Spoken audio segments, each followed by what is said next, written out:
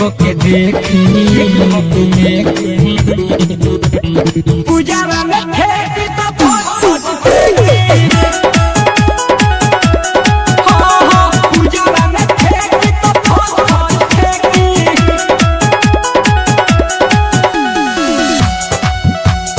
पूजा में फेंकी तो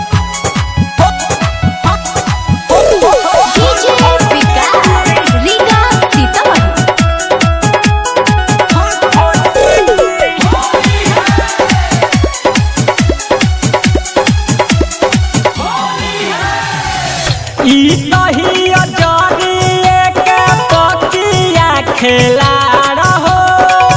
गाँव भर के लइका सारा हो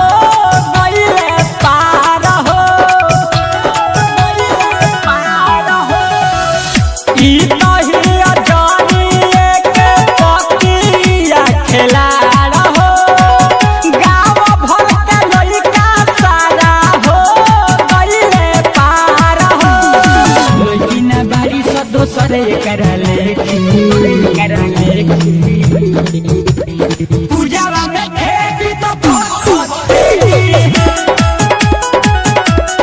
आए हाय पूजा में फेंकी तो फट फेंकी DJ Vikas Riga Sitamarhi Ambe recording studio Puja music by Vikesh भोजपुरिया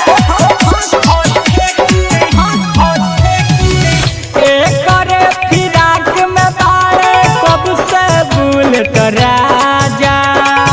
कोई हाल ले लिहले होलिया में माजा जियान कोइले बाबू एक करे फिराक में बाड़े कब से भूल तो राजा कोई हाल ले लिहले होलिया में माजा निर्मयुगे से आलम धोरिया देखी पूजा में फेंकी तो फट फेंकी आए हाय पूजा में फेंकी तो फट फेंकी ओ भरा लोट बावे हमर पिची कहानी कबिल से सोचता निकावना में धारी मिले न कौनो पीछे के को के देखी